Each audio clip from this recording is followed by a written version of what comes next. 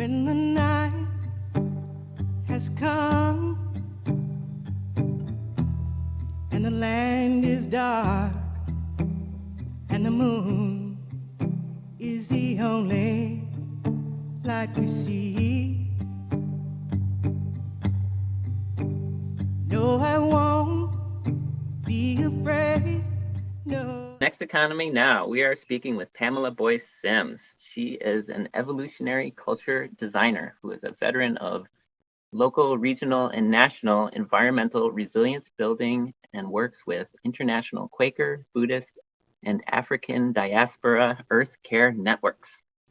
Pamela builds social transformation movements from inside out and from hyper-local to supranational levels.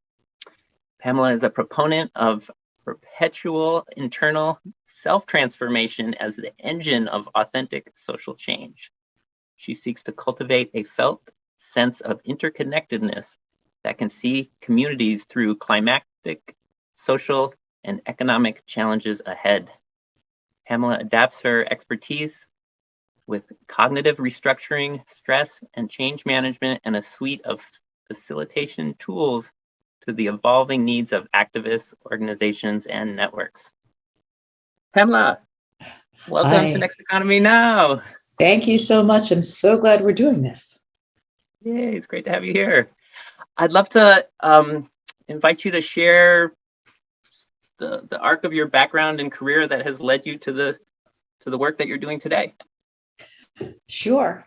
I've kind of gotten to the point in my life where so many different threads that have been developed and cultivated along the way have come together to fully display, as they say in Sanskrit, fully display in what I'm doing today. So the biggie is a 35-year Vajrayana Buddhist practice, and that's the lens through which I see the world predominantly.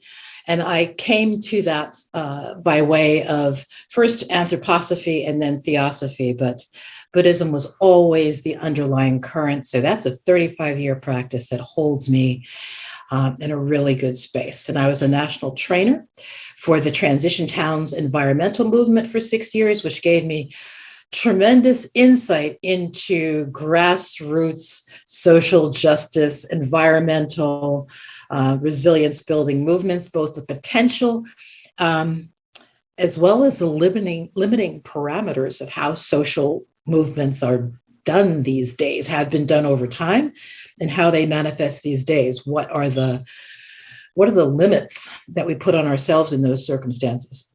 I'm also a practicing herbalist, studied herbalism for years, and did that as I became a master practitioner in psychosynthesis, which is what terminology used back in the day, also combined with neurolinguistics. So I became a master practitioner at those therapeutic techniques.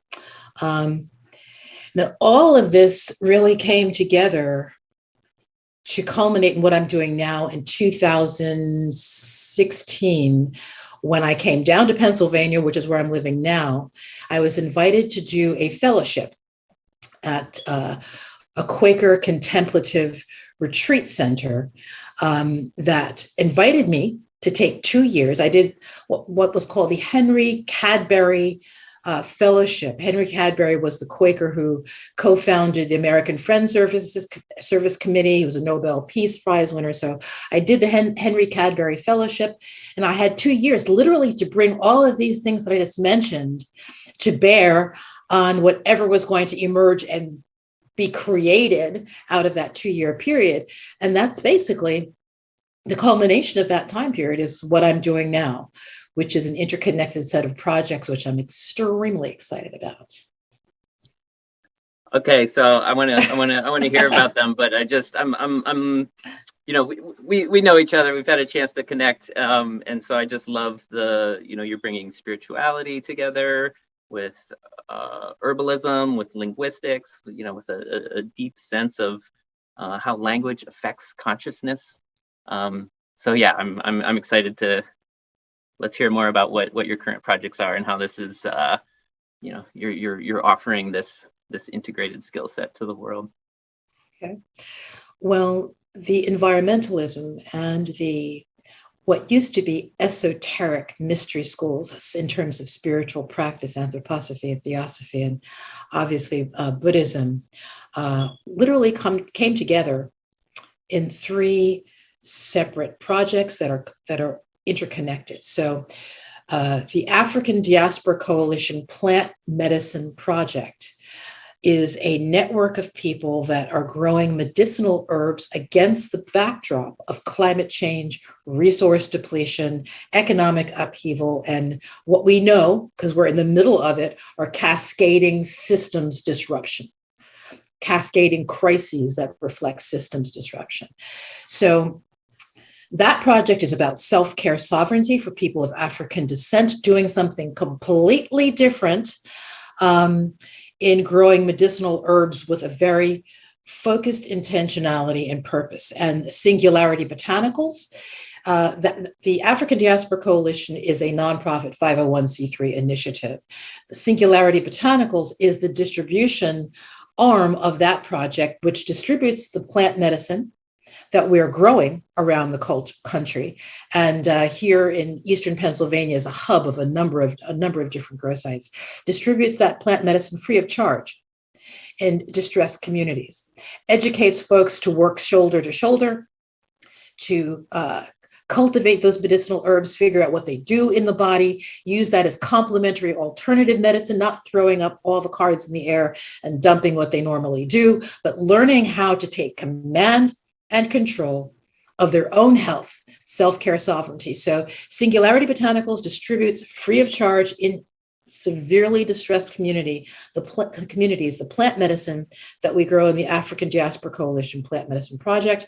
And that the ethos that pervades and infuses the people that do that work, the culture we're creating that holds the space for that work, is through a network called Community Supported Enlightenment.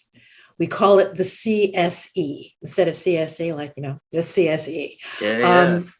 So this is where the trajectory of gleaning from multiple spiritual traditions, what the Vedas and the Upanishads and the Sutras and Quaker practice as well.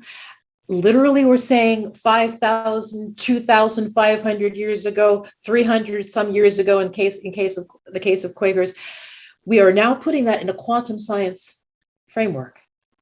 Science, neuroscience and quantum science and psychoneuroimmunology and epigenetics literally have gotten to the point where the Vedas, the Upanishads, and the Sutras were 5,000 and 2,500 years ago. So that's kind of the framework for all of this really cool work people are doing. So it's literally internal environmental resilience building, learning how to operationalize really old contemplative practices and understanding of self as part of a unified field, the unified whole, using a cutting-edge neuroscience toolkit. So it takes all the mystery and the woo-woo-woo out of it. And, all of that is very, very clear now that we understand how the brain, the central nervous system, is interfacing with the quantum field and that interconnected net. And we can work it. We can literally navigate it as opposed to just somewhat be aware of it or get knocked over the head by some kind of numinous experience every now and then. We are working it and framing what we're doing on the ground, the external environmental resilience building, taking command and control over healthcare by alternatively creating an alternative to the healthcare system for people who had been ditched and jilted a lot of the time by the mainstream healthcare system anyway. That is done in this framework that holds the space for self-transformation, self-transmutation, of understanding of the vastness and deeper awareness of self, which is where you were going in your introduction when you were saying environmental resilience building and social change from inside out. It's not just acting upon the environment. It goes in cyclical, multifaceted patterns. Yeah, what strikes, I mean, that's amazing, right? There's a lot there. So I think let's unpack some of it. But what strikes me is the wholeness of the approach, right? You're not just saying let's stop polluting or something, right? There's not just like one intervention, right? There's awareness, like, you know, through your transition town movement, that's a lot of what might look like more activism, organizing, raising awareness about the problems, implementing solutions. But now on a personal level, now you have medicine, but it's not just about not getting sick. There's also this profound depth of awareness and wholeness that you're bringing, that, at least when I hear it, to me, that's like that's the ultimate solution, and even, you know, I would say like apex of humanity, right? For humanity to have its own self-awareness, and then that's the real source of the solution. And then coming out of that, then we start to respect the environment and take care of each other and provide healthcare, and so it's a very deep and integrated approach that I'm hearing. That's what we seek to encourage. That's what we are holding the space. We're holding the space for that emergence. If you take, and you can literally focus on any point in the fractal of the whole that I just endeavored to describe. For example, an analogy would be the way allopathic or conventional medicine treats illness.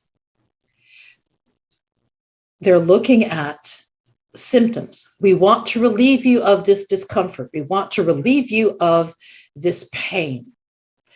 And that's where they go. That's it. They may suggest some heart healthy something along the way, but you're in there for 15 minutes and then you're out, and they have zapped or nuked whatever symptom is presenting. Whereas we're looking, again, really analogous to how you put this, we're trying to relieve the symptom initially because people are in pain. But we're also then looking, the next layer down is detoxification and cleansing. The next layer down is revitalization. The next layer down is regeneration and repair. And then we get to systems change, the behaviors, the attitudinal predispositions, the emotional state of being that actually created the illness that's showing up in the physical body in the first place, recognizing that we are multidimensional. So what is happening with us psychologically and emotionally, and we also go to etherically, but that's a whole other story, literally is at that frequency, at that vibrational level in the body long before we're actually seeing the physical manifestation of it. So if we are just attacking symptoms, and with allopathic conventional medicine, not only are they just attacking symptoms, but without the systemic approach, understanding that every system, digestive, musculoskeletal, circulatory, central nervous, all of them are completely interconnected. But when you're looking at a certain set of symptoms for 15 minutes in an office, disconnected from the other systems, and that's as far as you go. That's why the healthcare industry is so lucrative in this country, because you keep coming back, because nothing is really resolved at any deeper level than just allowing you to survive and cope with whatever the surface area is. Herbalism and a lot of natural healing methods are looking at multi-layered approaches to the same thing. And it doesn't matter where in the fractal of what we're doing you look. It is, in fact, a systemic, holistic, unified approach, recognizing that we are at a level beyond what we're seeing as we relate to each other in the classroom of the earth, the learning lab of the earth, and that hologram we live in. We are whole. We are one. We are unified. We are love. Love equals unity, equals low entropy, equals coming together, equals oneness. So if we approach things in a fragmented, piecemeal way, we're doing a disservice to the oneness that we are and preventing ourselves from going in that direction. Woo! Just feeling the waves of oneness ripple through here. Thank you for that. Sure. I'm thinking, like, can we just drill down real specific? Like, I don't know, what plant medicine are you using now or in touch now with? Or if I'm ill, maybe I'm having a respiratory problem. It's winter and there's a respiratory virus going around. Just start with me on that level of like, what herb would I use and how would that help me? And then what? Okay. Well, if you just in terms of the names I would reel off would be elecampane and mullein. We also use for the upper respiratory a little bit of goldenrod. Ground ivy is also excellent. Catnip is excellent. Nettles are excellent for respiratory distress. We do I'll give you an example. We do 2 types of tinctures, which are drops, medicinal drops that are the result of our putting plant matter in grain alcohol and letting it sit for 6 weeks, 8 weeks, as long as we possibly can keep it there. And what happens is as the plant matter is macerating in the alcohol, it's literally taking the alcohol that's pulling the signature nutrient from each herb, and it is left resident in the liquid. We strain off the plant matter, and we have medicinal tinctures that are resultant. During the COVID period, we literally, now hopefully it's becoming endemic as opposed to pandemic, we literally did parking lot distribution in the area, the distressed area where we work most intensely in Chester, Pennsylvania, because we could not keep those herbs in stock fast enough for people to be able to use them. So we do a tincture called Breathe Easy, which is a combination of herbs that really focus on the lower respiratory system, the lungs and the bronchial tubes, et cetera. And that's for people who have already conditions that are already predispose them to being extremely vulnerable to COVID and respiratory distress. Asthma, for example, COPD, those conditions that are already congestion or wheezing or coughing or weak lung capacity. So Breathe Easy is a tincture we did for that particular group of folks. But we work in Chester, Pennsylvania, which is an environmental toxic waste dumping ground for the entire mid-Atlantic region, the 6-state region, from refineries to incinerators, trash to steam plants, you name it. And of course, the community is 71% Black. It is in the vice of political and economic forces that just have been feeding off the population for a very long time, for decades and decades, was a thriving community when industry and manufacturing was a big thing. And now all of that is left, and people are struggling with crime and heavily particulate laden pollution. The air is horrendous. So kids literally have asthma at a rate that is exponentially higher than the state of Pennsylvania and the rest of the country. So you add intergenerational healthcare disparities to living in a toxic waste dumping area for a 6-state region, to the 400 years of health challenges, and top that off with 2 years of COVID-19. The death rate, the illness rate, the infection rate in that area was off of the chart. So when you say, what tinctures are we focusing on? You for the past 2 years, you literally went right to what our focus was, because our entire working group, the audience, the people that we are working shoulder to shoulder with, are suffering long before COVID arrived with these pre-existing conditions. We also, pre-COVID, our focus was on intergenerational diseases that the Black community, people of African descent, have had at rates far exceeding the major population for a long time. Type 2 diabetes, hypertension, all manner of cardiac and circulatory diseases,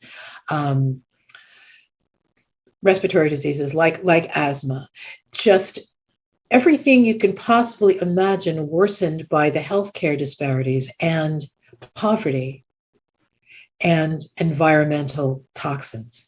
So that's where we started. Those conditions that are endemic to the Black community and have been for hundreds of years, and then just put COVID right on top of that. And we have seen people, the death rate has been horrendous. It has been a tremendous time of grief. Mm. Yes, there's definitely appreciate there's you're not starting from just a clean slate of health and then there was a new pandemic. Is a long history there. So you have this tincture. You explained, how the medicine works. You also talked about growing it, right? Which is part of the beauty of I've studied a little bit of herbal medicine, and the teacher I studied with called it folk medicine. Just because, I even grow herbs in my own garden that I can process and use myself, right? So they don't need to go through a big global supply chain, and it doesn't need to go to a pharmaceutical factory, right? You can grow the plant, like you said, extract the medicinal components, and alcohol is one method, but there's many methods for using. So you're giving this medicine to people. The other thing I know about herbal medicine is it's not just, you don't just take it once and you're done, right? Right. Depending on the remedy, but you might need to take it over more period of time than maybe an allopathic pill or something like that. Right. But so I'm curious, and I appreciate you explaining the depths of the background, but I'm curious of the experience of the community, because we're talking about this wholeness and we're starting, with these different parts. So this is a medicine that's created through this community, and it's help healing and creating more health in the body. But I'm curious what else is happening through your project in the community, and then leading us into these changes in consciousness. So you're kind of, acting on many levels here. Yeah. Well, just to bring the herbal piece full circle and put the period at the end of that sentence. I started out as a therapist and a coach and a peak performance coach initially, really early on, that would suggest that people, I studied herbalism, so I knew what herbs could do in the body, and I knew how they worked in the different systems and had that whole background. So in my psychotherapeutic practice, I would suggest people go to the health food store and get XYZ herb, et cetera, et cetera. And it was predominantly herbs because I was dealing with emotional and psychological situations. Predominantly herbs that were for mental clarity or anxiety or depression, central nervous system kinds of things, somewhat the circulatory system, given that's where some people experience anxiety.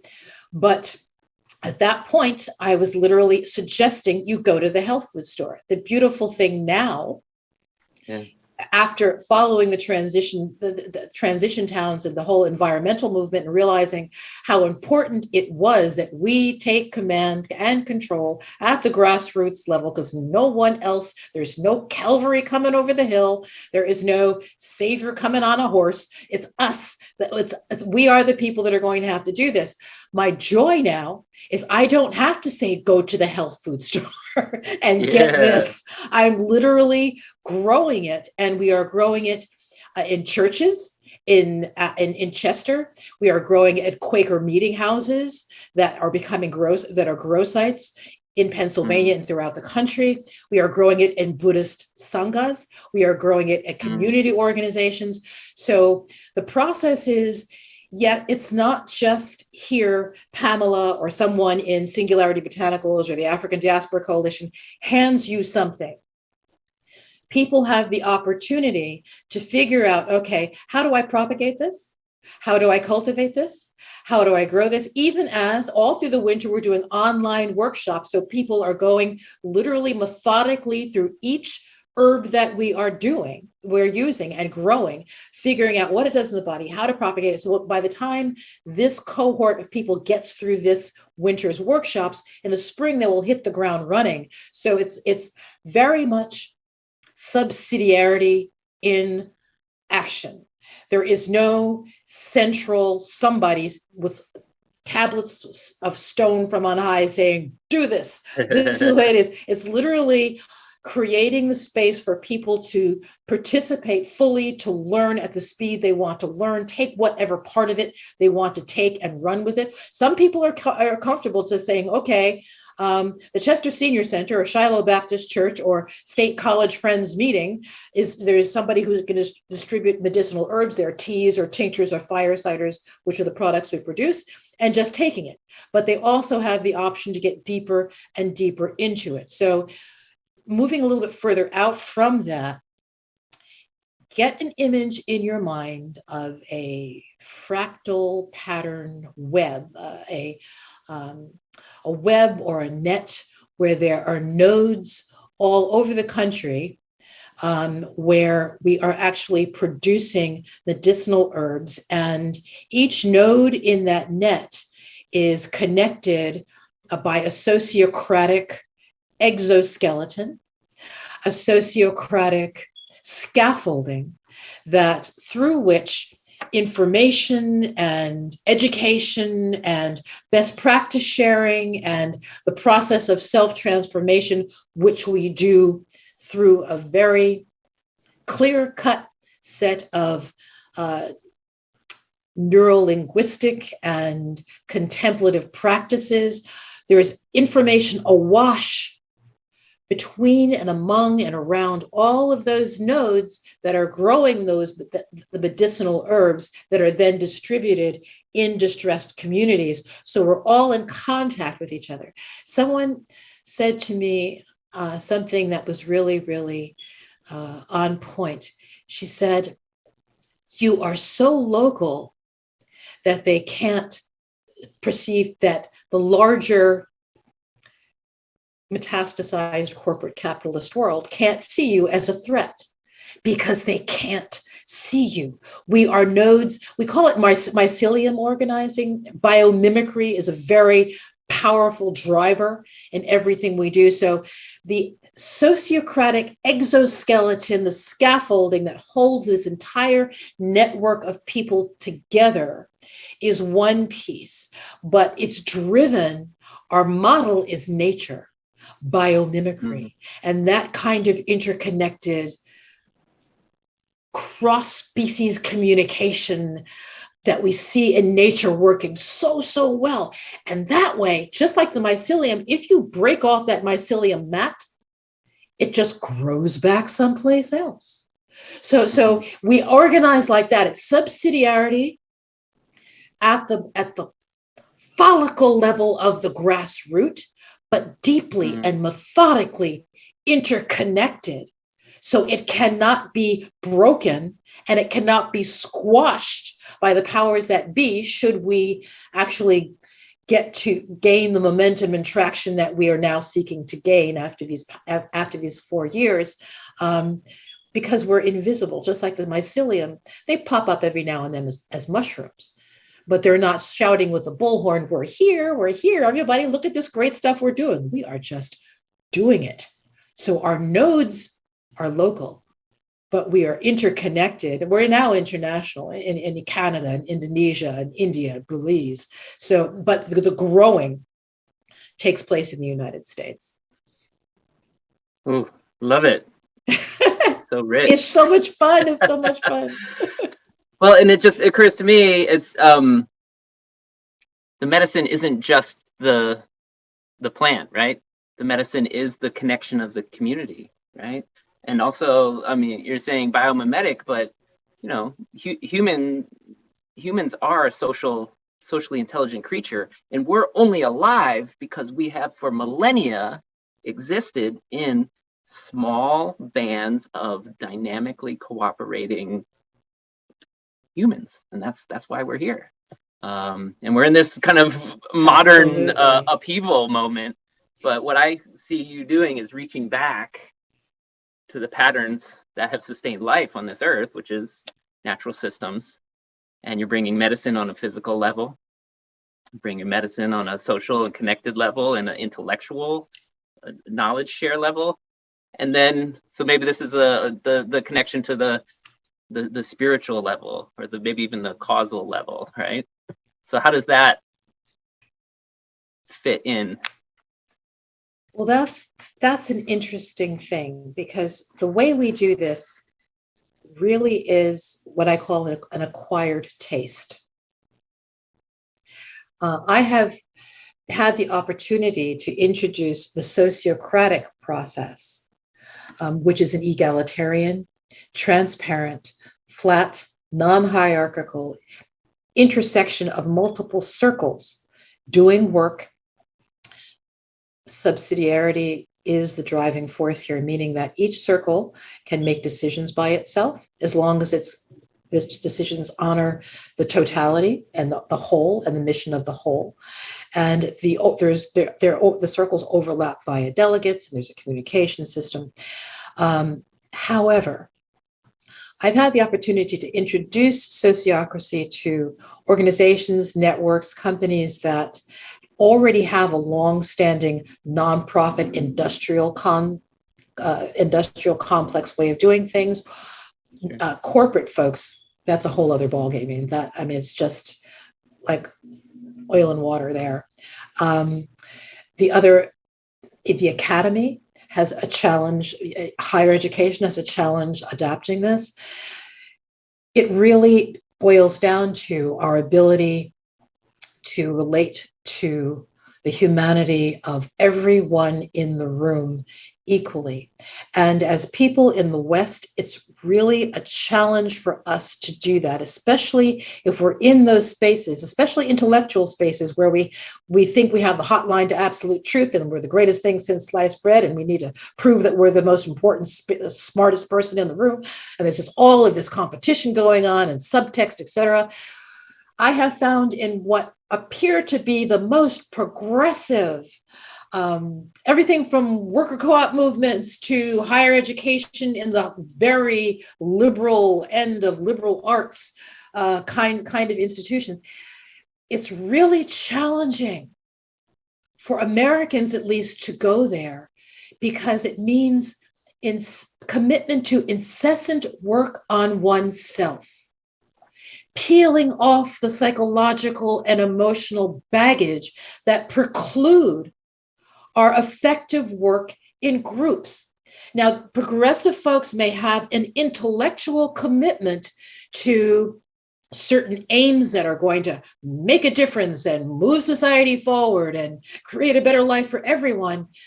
But when it boils down to really looking at the internal landscape and figuring out what you bring into a space that is blocking progress, if people don't have or don't want to develop the capacity and the skill set to really plumb the depth of the internal landscape, deepen an internal way and their internal life, understand that we are constantly in the process of becoming, and that's a good thing, to be different and changing in every single nanosecond.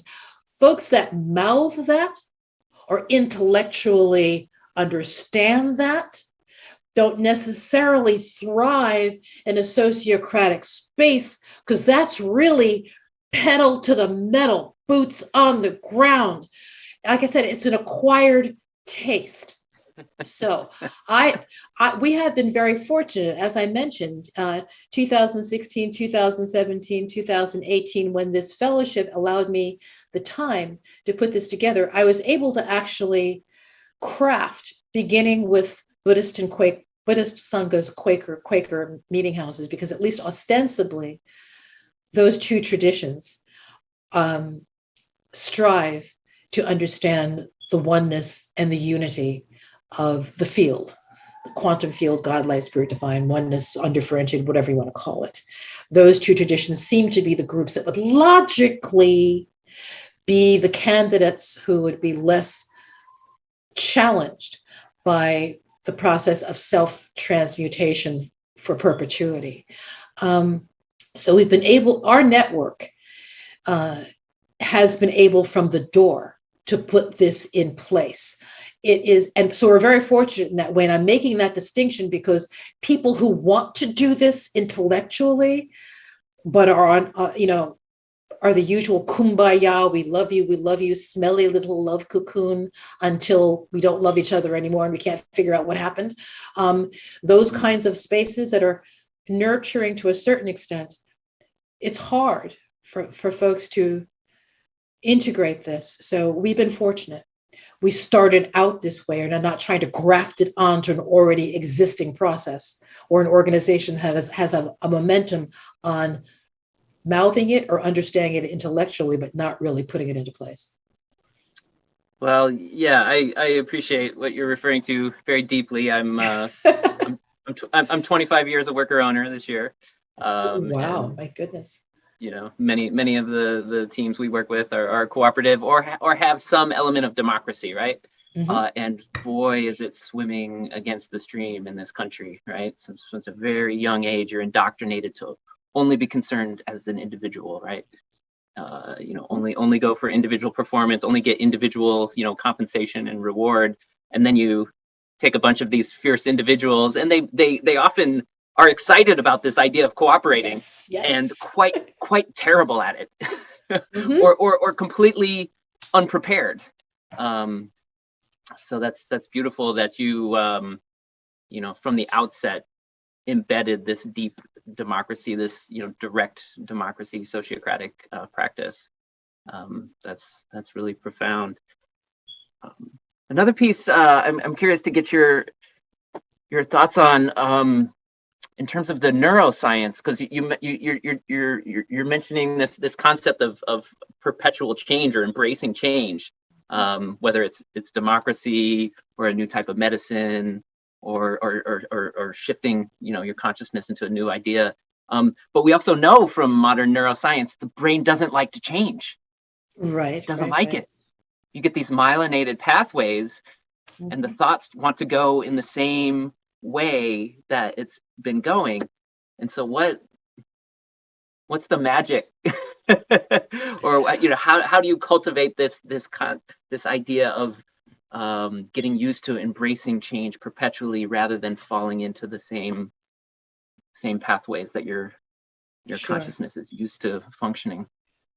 I'm going to look at two briefly the external version of that. And people, especially over the past couple of years in this part of the world, but people elsewhere have been dealing with the fact that there is no certainty for a very long time.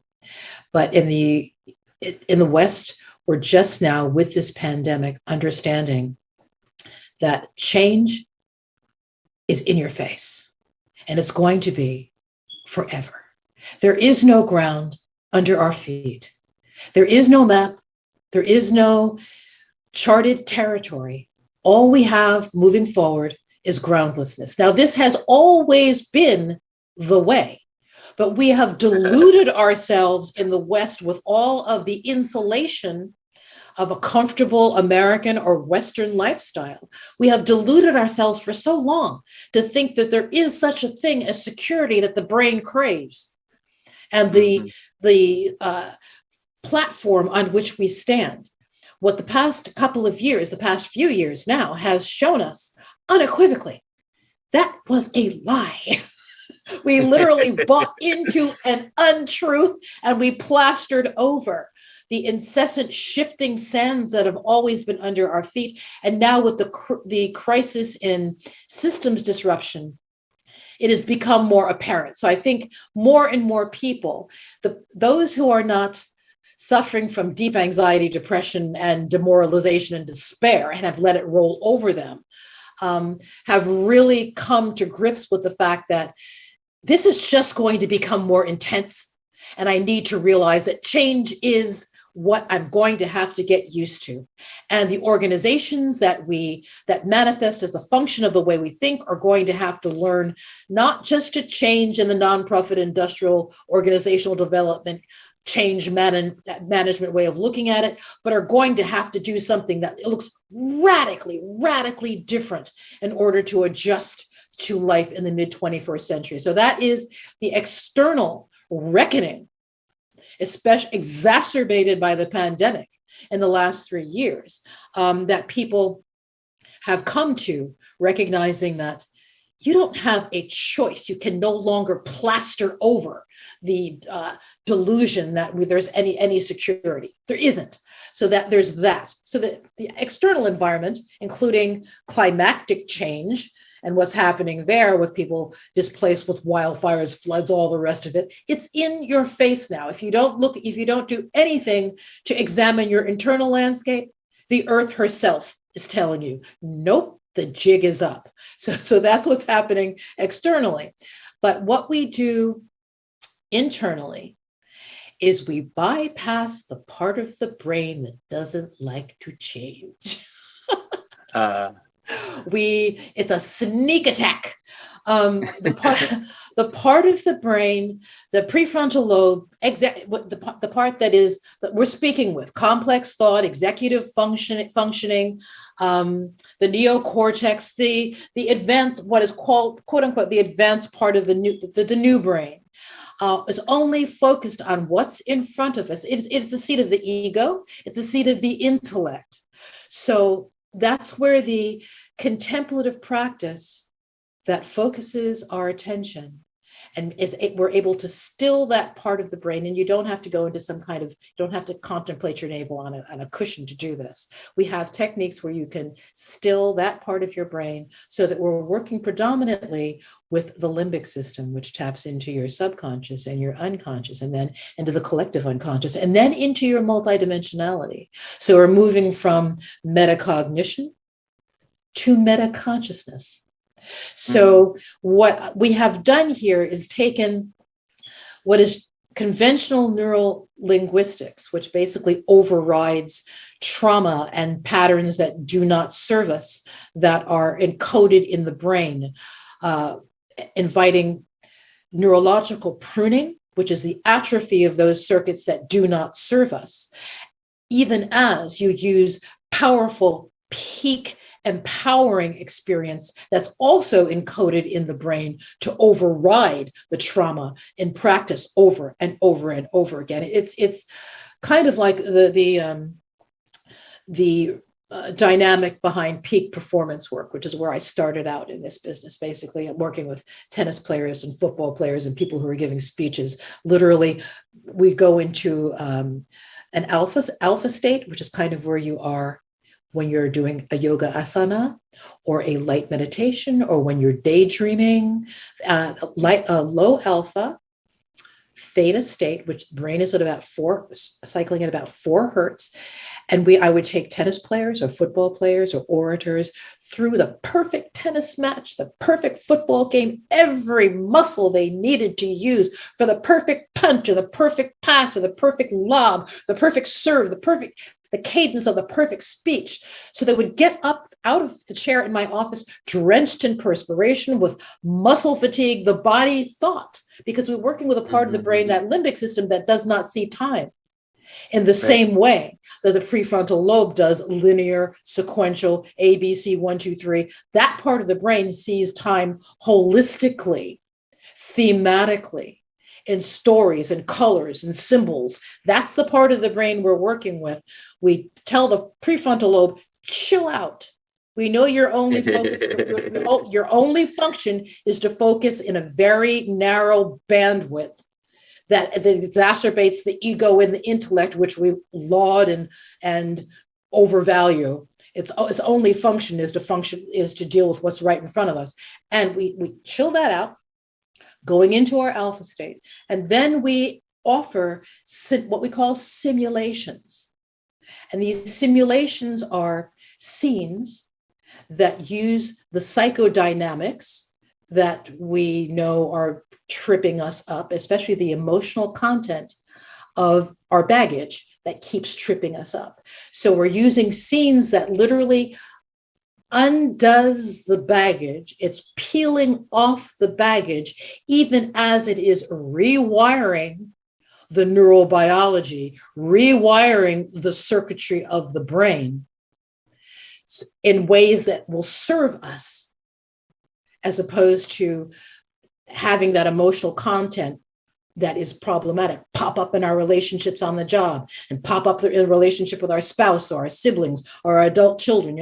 All of those things we can rewire if we just tell the prefrontal lobe, be quiet, intellect, calm down, and we lean first into intuition, then the subconscious, then the unconscious, and then from there we can tap into other frequencies without going into any detail, tap into our multidimensionality. And from that point, we're moving from metacognition to metaconsciousness. We can zoom out and literally see the chessboard of our lives and be able to very skillfully interject because we can see the whole picture. We call it, in the organizing we do playing the interstices. Actually, it's the name of the book that I'm writing. Playing the interstices. Seeing where the holes are, keeping your finger on the pulse, and being able to move through the game that's already been set up, which is what Black communities in the United States have to do. If we want to live quality lives, we are up against metastasized corporate capitalism, white supremacy, and patriarchy. There's no way that I personally, anyway, am going to slam my head in my work up against that monolithic trifecta. So what I do, and what I invite communities we work with, is zoom out, first metacognitive, then metaconscious, learn how to work that neurobiology so it serves you, so your baggage and the woundedness and all of that you can start to peel off, and then play the interstices like mycelium. So that's it in a big nutshell. Oh, wow. It's I'm just receiving it, right? There's a lot of depth there. And thank you for I love how you articulated that so clearly. You're like, okay, I'm ready for this question. It's truly my pleasure. It's what I do day in, day out. It's the fun. It's the fun in life. Well, and yeah, I'm just, appreciating you for Thank you. What you're doing and what you're offering, because this is like fixing it at the root, but not just fixing it at the root, and then maintaining your active connection with the wholeness. And from what little experience I have, when you experience something that tastes like wholeness, you don't come back to the same state of consciousness. Right. Yes. It actually changes you, right? So not that whatever thoughts or experiences you had before are no longer valid, but that's not all that you're aware of, right? You can be aware of those and everything else, which gives you a lot more opportunity and space to function and move. Sure. Expanded consciousness, expanded perspective. So we're kind of moving to wrap up here. I'm curious, who are you watching? Who's inspiring you? Because here our listeners are getting this juicy depth of knowledge and download from you. But where are you getting inspired? My guidance comes from intuition. I read voraciously. I stay on top of the neuroscience. I stay on top of all these different threads that I mentioned. But when it comes to actually operationalizing all of it, I just get very quiet. Maybe it's the Buddhist Quaker in me. And I listen very, very deeply. And once you set the intention repeatedly to receive and understand that the intellect only sees an infinitesimally small, tiny little pinhole of reality, you just stop relying on that. Yes, you're feeding that prefrontal lobe and feeding the intellect with all the information, and you're reading and you're awash in all of this and listening deeply to the communities that you work in and taking the lead from folks who are on the front lines as the most vulnerable in our society. So there's listening there.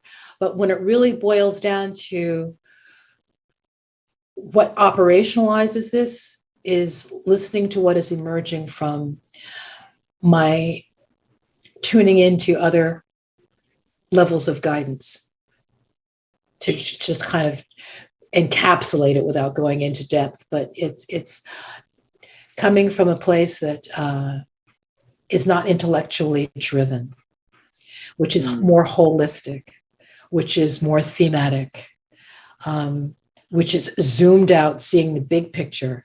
And I am just the deliverer on the boots on the ground in the hologram, which is the earth. I'm the boots on the ground, listening to other streams of consciousness. It's like there's a big data stream, a constant data. Think of, remember the green data you saw in the Matrix, the streaming data, you know? If you deliberately put yourself in the waterfall of that data stream, which is always informing who we are, and open yourself to receive from the data stream, you get the answers, you get the guidance. So yes, I listen intellectually in what, you know, what's in front of me, but that really isn't the determinant factor. So what I'm hearing is the real source is available internally. I go inside to hear what is coming from the whole, the unified field, the quantum field, what people who are of the more structured traditions are called light, spirit, God, divine. But basically it is the field of which we are all a part. And I take guidance from the patterns I also see in nature. That is what is translated directly into the entire organizing strategy here. Self-organizing, self-governance, participatory governance at the level where people are actually experiencing what they need to make decisions about, as opposed to coming from anywhere centralized or hierarchical. That's the way nature does it. So there are lots of streams that I'm listening to. Beautiful. Well, what do you need right now, and how could our listeners potentially, support your work?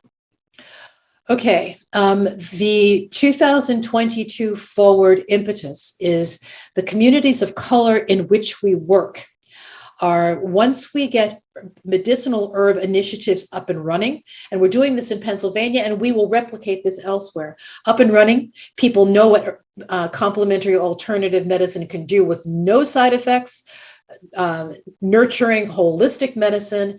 They're building community. We are reaching out to Appalachian and Allegheny Mountain communities, poor white communities who are suffering with the opioid situation, and literally creating space for conversations between people who would never, ever be in the same room if they thought twice about it, but across using medicinal herbs as the substrate, as the coming together place. We are creating space for these two communities to have conversations, which has political implications. It has cultural, cross-cultural implications. It also has very practical relief from drug addiction kinds of implications. So people who are aware of and have contacts in,